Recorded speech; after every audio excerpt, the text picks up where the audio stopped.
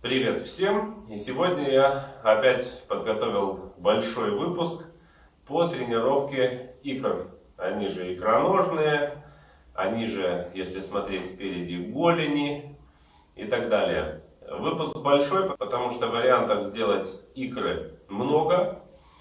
И в принципе многообразие влияет только на интерес делать, потому что в общем икрам без разницы, как тренироваться. Но есть некоторые упражнения необычные, которые я сегодня покажу. Начнем с самого простого, что вы все в принципе знаете. Я специально сегодня подготовил список, потому что здесь 9 позиций только по икрам. То, что я насчитал из того, что знаю, это обобщенно. Но могут быть еще. Попробуем, начнем. Один из вариантов сделать икры — это стать на тренажер, где мы делаем обычно нижний пресс. Одной ногой или двумя. И делаем движение пятка ниже носка, пятка выше носка. А руками я только держусь для баланса, но не помогаю себе вставать. Если мне становится легко, я буду делать на одной ноге икры. И точно так же могу взять в свободную руку гантель. Также сюда можно одеть пояс с цепью, повесить на него вес и сделать это упражнение с весом, со свободными руками. Но блины, гири могут мешать. Стойка у нас в этом упражнении, как и в принципе во всех для икр, должна быть такая, чтобы колено было абсолютно полностью прямым. Здесь не нужно подыгрывать ногой, потому что нога будет львиную долю нагрузки с икроножной снимать на себя. Поэтому, когда делаете икры, не надо пытаться себе подыгрывать. То есть, если я делаю с прямой ногой, я чисто растягиваю икроножную. Если я подогну колено, у меня уже половина квадры помогает, половина бицепса бедра и так далее. Дальше.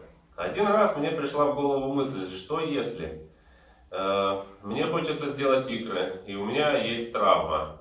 Либо я не могу взять большой вес, либо мне неудобно взять огромный вес, то есть я уже дофига тренирую икры, и мне для веса придется брать 50 килограммов гантель. Что делать? Нужно растяжение большее. В этом случае я использовал скамью Скотта. Как мы можем видеть, скамья Скотта имеет угол. Соответственно, если я буду стоять на ножке тренажера, облокотившись немного для баланса на подушку, я стою немножечко по диагонали. Таким образом, в нижней точке, когда я буду растягивать икры, я буду их растягивать больше, чем обычно. И выжимать себя вверх. То есть вот такой диагональный вариант выполнения икр тоже возможен. С меньшим весом я буду уставать больше. Еще одна особенность. Когда будете делать это упражнение, понятно, что прямые колени, я уже говорил. Но если мы при этом будем ложиться на подушку, полностью опираться, оттопырив зад, получится, что я буду делать то же самое, что я делал в тренажере для пресса. Поэтому нужно следить за тем, чтобы тело было в одну линию и наклонено по диагонали целиком. Только в этом случае получится поймать вот это заветное растяжение. Один из вариантов — это делать икры на тренажере сидя. Во многих залах есть такой тренажер, где мы ставим ноги на платформу, одеваем сверху валик мягкий, поднимаем на носок вес, который крепится спереди, убираем фиксатор и опускаем пятку ниже носка, поднимаем пятку выше носка. Это как сидячий тренажер для тренировки икр. Он неплохой, сейчас у меня его нету, но вы меня поймете. Вы увидите этот тренажер, обязательно поймете, для чего он. Ничего сложного нет. Но, допустим, у вас его нету, вы можете симпровизировать. Вы можете взять брус или что-либо, степ-платформу, для того, чтобы поставить носки на возвышенность. Вам хватит сантиметров 7 или 10 для того, чтобы поставить носочек. Садитесь на любую скамью, даже вот как за мной стоит рядом. Ставим туда носочки на степ-платформу перед собой, а сами сидим на скамье. Берем большие блины, килограммов 25 и больше, кладем себе на ноги и поднимаем ногами. Ну, придерживаем блин, чтобы он не упал. В крайнем случае, если вам будет мало веса, всегда можно попросить кого-то тяжелого сесть вам на колени, как к Санта-Клаусу, рассказать, как он себя вел в этом году, а вы пока сделаете свои заветные 15-20 повторений на икры.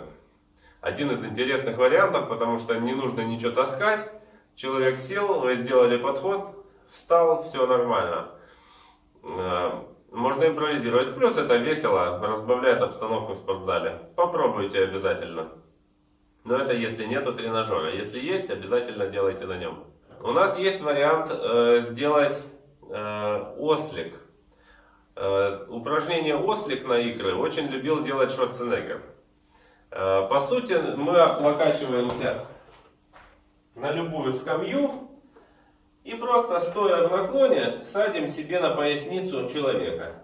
Ноги должны стоять на возвышенности, чтобы была возможность опустить пятку ниже носка. Например, вот так на обычной скамье. То есть я стал на ее ножки и я спокойненько поднимаюсь на носки. А на пояснице у меня сидит человек, как на коне. Это один из вариантов, как сделать икры. Ну, плюс Шварценеггер так знакомился с некоторыми женщинами.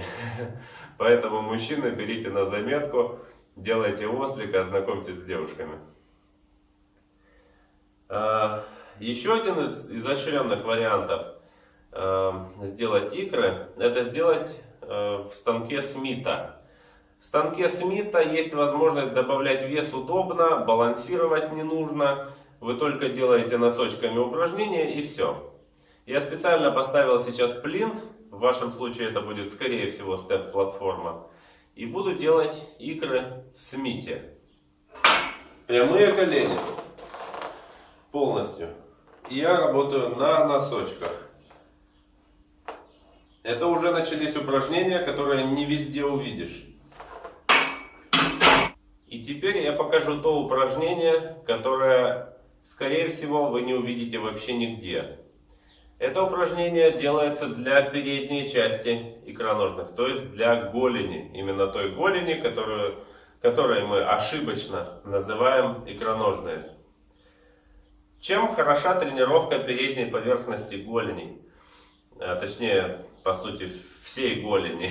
Это она и есть. Передней поверхности ноги ниже колена.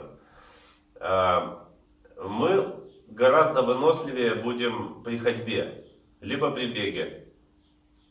Подниматься по лестницам, спускаться с лестницы. Это все будет легче, чем обычно. Во всем этом участвуют, во всех этих движениях участвует не только икроножная, но и голень. Если мы не будем развивать голень, у нас ноги будут, грубо говоря, на 30-50% слабее, чем могли бы быть. И сейчас я покажу это упражнение. Первым делом, что я делаю, я ставлю лавку с изменяемым углом под 50 градусов. Если это интератлетика, то у вас, грубо говоря, видно 4 отверстия. И на 5-е мы ставим фиксатор. Также я поднимаю сиденье, на котором придется сидеть и упираться в него. Так, чтобы оно было повыше, то есть где-то прямой угол между пуфиками. Дальше я беру 2 кольцеобразных лямки, сшитых для ног, чтобы продеть туда носки. Одеваю их буквально на шнуровку своих кроссовок. И сажусь на скамью. Если вдруг вам неудобно, можно сделать это наоборот. Сперва сесть и потом продеть ноги. Это в случае, если у вас нету страхующего. И теперь все просто. Я опускаю носочек и поднимаю носочек.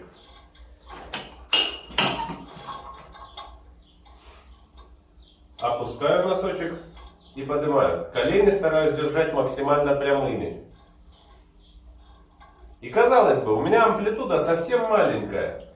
Лямки круглые, вот-вот сорвет с ноги. Но они держатся. И при этом, если я буду делать 15-20 повторений, удерживая вес на весу, то есть не касаясь кирпичиками внизу, не ставя их, спереди голени будут очень сильно жечь. Со временем вы будете повышать вес, голени будут больше, и вам будет легче бегать, ходить и так далее. Это очень полезное упражнение и очень хорошо влияет на рельеф ноги. Особенно для тех, кто выступает, учтите, это очень важная штука. И вы ее, скорее всего, нигде не увидите. Есть еще тренажер под названием голень-машина. Он достаточно редкий, но тоже иногда попадается в спортзалах. Это упор из 2 подушек с ручками для хвата. Мы также сюда залазим попой в стык, ставим ноги носочками на платформу, встаем, прямые колени и работаем. Пятка ниже носка, пятка выше носка. Просто и удобно. Дальше есть классический вариант, как сделать икры. Многие видели это не раз, как делают икры в пэк-машине. В пэк-машине удобнее тем, что можно регулировать платформу, а в некоторых можно регулировать даже спинку. Поэтому, если вдруг у вас платформа нерегулируемая, вы можете просто опускать платформу максимально низко, для того, чтобы, если спинка ниже максимально, платформа будет под определенным углом к ноге. И вы сможете больше растянуть икроножные, если будете опускать платформу на себя. Сейчас покажу как. Если вы обратили внимание, и сейчас у меня платформа задвинута максимально вперед. И она под наклоном, с небольшим наклоном ко мне. Это делается для того, чтобы когда я буду делать икры, при выжиме от себя нога стояла ровно. Я опускаю пятка ниже носка, опять же поднимаю пятка выше носка. Если вдруг я опущу на себя платформу, мне будет делать неудобно. У меня при выжиме будет платформа все равно находиться слишком близко. И мне будет не то чтобы сложнее, а неудобно в плане технически выполнения этого упражнения.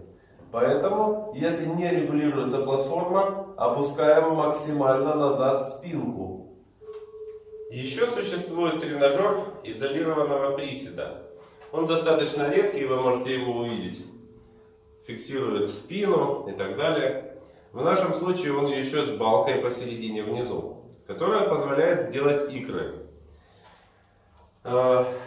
Напомню, что икры важны не только мужчинам для объема ног, чтобы не ходить на спичках, потому что большой верх и спичечные ноги — это некрасиво.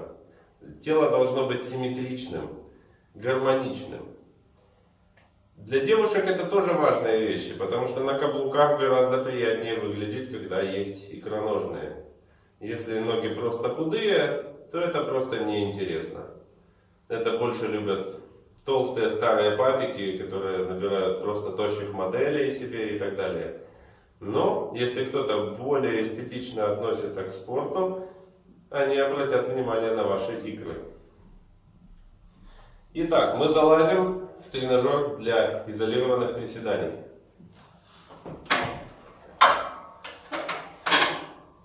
Фиксатор убирать не нужно, мы спокойно становимся носочками на перекладину и точно так же делаем икры с прямыми ногами. Подведем итоги. В данном видео я показал 9 вариантов выполнения тренировок для икроножных мышц, 9 упражнений. Но есть еще одна штука, которая объединяет их все. Это позиция ступней. Когда мы доходим до такого уровня, когда нам уже легко делать в стандартном стиле, а больший вес — это уже риск для связок и суставов, есть вариант, при котором мы можем менять позиции, то есть носки внутрь, и у нас при этом работает внешняя часть икроножной, или носки наружу, когда работает внутренняя часть икроножных мышц. Я понимаю, что по книжке, по учебнику у нас икроножная всегда работает целиком и так далее, Но какие-то акценты, как я уже говорил во многих видео, мы смещать все-таки можем. Также есть такие варианты, как сделать половинчатую амплитуду. То есть, во всех этих упражнениях, которые я перечислил, мы можем сделать амплитуду, допустим, пару подходов низ-середина, то есть пятка ниже носка и до середины. И потом несколько подходов сделать пятка середина и выше носка. Разделив амплитуду пополам, очень хорошо получается проработать те части, на которых мы могли где-то счетинговать, где-то схитрить и не дожать или не доопустить. И вот когда мы делим амплитуду пополам, мы особенно отчетливо поймаем, в какой части мы могли подыграть себе, помочь, так сказать. И это тоже повлияет на развитие икр. Мало того, понадобится меньший вес для работы, чем обычно, что опять же хорошо, так как у нас в голенище очень много мелких связочек в голеностопе. И если вы их надорвете или потянете, они очень долго заживают, и если рвутся, пришивать их целое дело.